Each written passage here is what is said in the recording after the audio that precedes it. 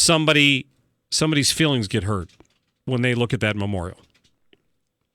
Sad state of affairs in America. We'll get Peggy Hubbard on here in the next hour, and we're going to talk to a gentleman who's volunteered his own crane and tractor trailers to move the memorial under certain conditions, which we'll be happy to spell out here coming up in the next hour. All right.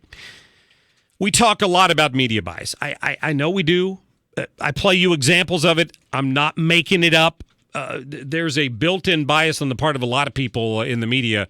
CNBC, we notice it a lot. Certainly CNN, we notice it a lot. We've asked Mike Ciandella to join us from the Media Research Council, and they've been taking a look specifically at some of these issues. Mike, how are you? I'm doing well. Thanks so much for having me on. Hey, thank you for giving us a little bit of time today. You know, when I saw this study come across the wire, it wasn't surprising to me, but I guess maybe what was surprising is that of the mainstream media outlets that practice biased journalism, one may stick out a little above the others when it comes to the treatment of President Donald Trump. Yeah, it's gotten to the point where I want to be surprised. I do these studies going in.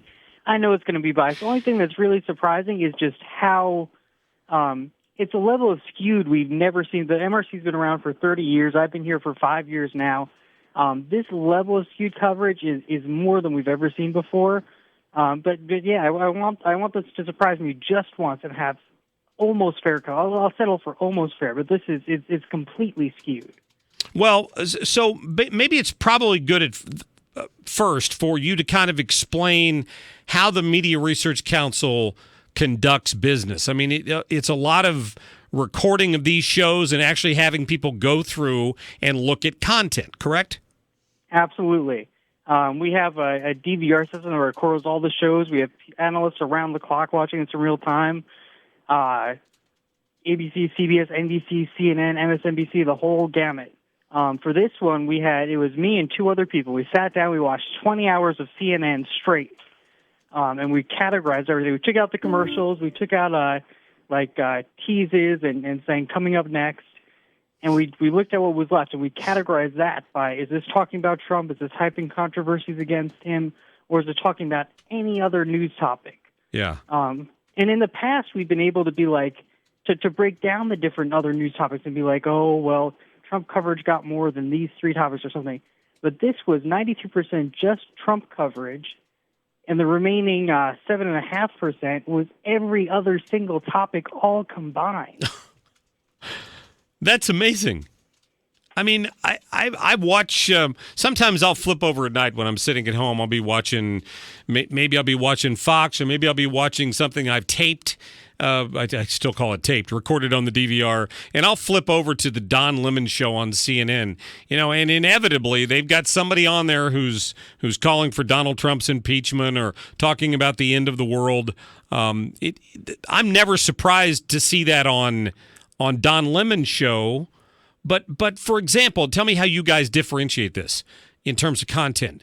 Do you look at the hours that specifically focus on supposed news content, as opposed to the shows that are more political commentary, like Fox has on in the evenings with Hannity and the Five and things like that? How do you break that down? It depends on the study. For this one, we actually printed out the transcripts. We went through and we broke down every single mention of another news story, every single mention of Trump, which is very painstaking. Sure. A lot of times we'll look at just the news. We have put out studies where it's just the hard news shows in the middle of the day, or where it's the talk shows at the end of the day. For this one, though, it was pretty much consistent. I mean, you had a little more talk of Trump in the talk shows and the news shows in the middle, but it was still, I mean, it never got below 85%. Wow. Well, I mean, I'm glad you could come on and explain it, because I think it's something that's it's important for people to be aware of these things, and we talk about it a lot, but it's not always easy to quantify it, and it's great that you guys are able to do that. Where can people go to read more about some of the studies that MRC does? If you want to see this study, and we put out studies almost every day. multiple studies, multiple articles talking about the different bias in the different media outlets. You can go to newsbusters.org and see all of that. Excellent. Mike, I appreciate your time. Mike Ciandella from MRC. Thanks. Thanks so much for having me. You bet.